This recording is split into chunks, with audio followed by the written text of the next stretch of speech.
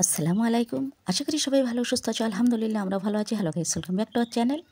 প্রতিদিনের মতো আবারও নতুন একটা ভিডিও নিয়ে তোমাদের সামনে চলে এলাম। এই ছোট্ট আসমা কিচেনে সবাইকে ওয়েলকাম জানাচ্ছি আর পবিত্র মাহে রমজানের অনেক অনেক প্রীতীয় শুভেচ্ছা জানিয়ে আজকে রান্নাটা আমি শুরু করে দিই বন্ধুরা। চলো,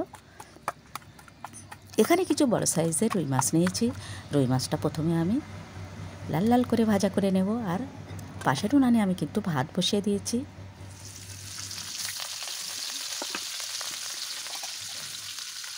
শুরুতে বন্ধুরা একটা লাইক দেবে, একেবারে স্কিপ করবে না, ফুল ভিডিওটা দেখে নেবে।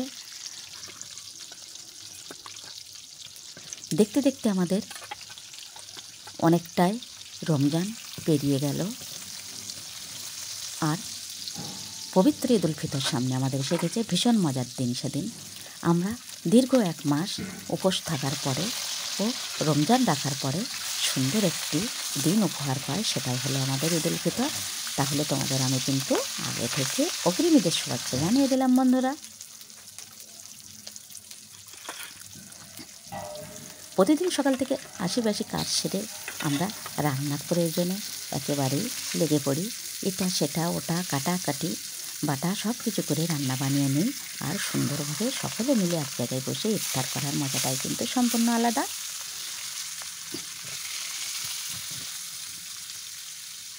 আজকে কিন্তু 20টা রমজান পার হয়ে গেল, 21-এ পড়বে। আর এই সুন্দর মাহে রমজানে আমাদের দিনগুলো কিন্তু খুব ভালো কাটছে। মহান আল্লাহ রব্বুল আলামিন আমাদের সকলের যেন ভীষণ ভীষণ ভালো সুস্থ রাখে। প্রতিদিন নামাজে কিন্তু এই দোয়া করে থাকি। আর বন্ধুরা, বিশেষ করে আমার ইউটিউব পরিবারের সবাই তোমরা যেন ভীষণ ভীষণ ভালো সুস্থ থাকো, এই দোয়াও কামনা করি।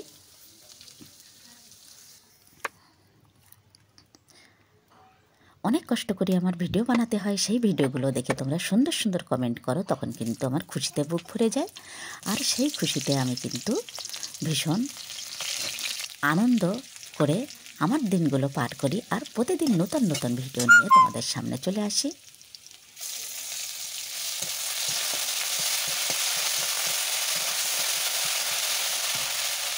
রুই মাছের পিসগুলো আমি লাল লাল করে ভেজে নিয়েছি। এখন আমি কড়াই বসিয়ে দিলাম, কড়াইতে দিয়ে দিলাম পরিমাণ মতো তেল, দিয়ে দিলাম পেঁয়াজ কুচি, দিয়ে দিলাম বাটা মশলা। বাটা মশলার মধ্যে আছে আজকে আদা, রসুন, জিরা ও শুকনো লঙ্কা বাটা। আর মাছগুলো ভাজার পরপরই কিন্তু আলুগুলো আমি ভেজে নিয়েছি। কয়েক পিস আলু ও টমেটো এখানে অ্যাড করে দেব। সমস্ত মশলাটা একটু কষে নিয়ে আমি পানি দিয়ে দিলাম। পানিটা যখনই ফুটে গেছে তখন আমি সেই ভেজে রাখা আলুগুলো অ্যাড করে দিলাম। এখন আমি অ্যাড করে দেব পাকা পাকা 2 পিস টমেটো। আর আলু টমেটো এখন সিদ্ধ হওয়ার জন্য আমি কিছুক্ষণের জন্য ঢাকনা দিয়ে ঢেকে দেব।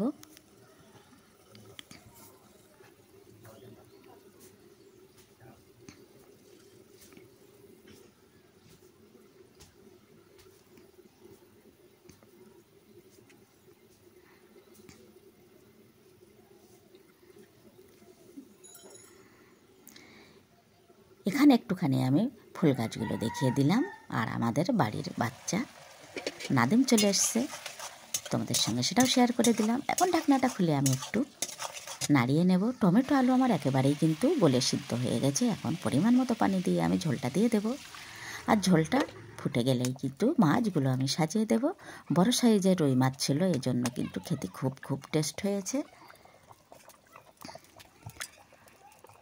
একেবারে অল্প আলুর মধ্যে অল্প টমেটো দিয়ে রুই মাছের ঝোলটা একেবারে মাখা মাখা হয়েছে। খেতেও জন্য অনেকটাই মজা হয়েছে। আর এভাবে আমি মাখা মাখা অবস্থায় কিন্তু নামিয়ে নেব।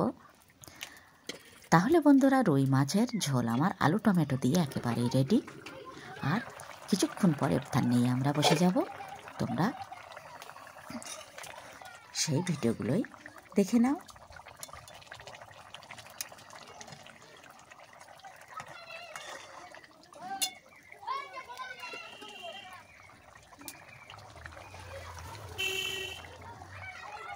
নামানোর আগে আমি একটু জিরা গুঁড়ো ছিটিয়ে দিচ্ছি। এখন ফাইনাল লুকটা তোমরা দেখে নাও।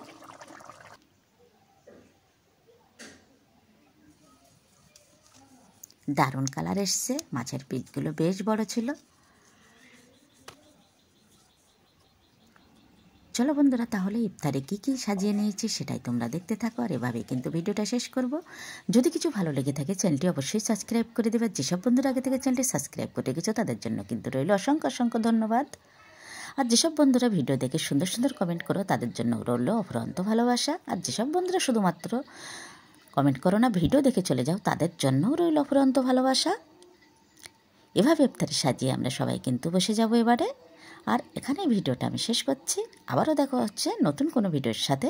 ততক্ষণে আমার সকল বন্ধুরা ভীষণ ভীষণ ভালো ও সুস্থ থেকো। আল্লাহ হাফেজ।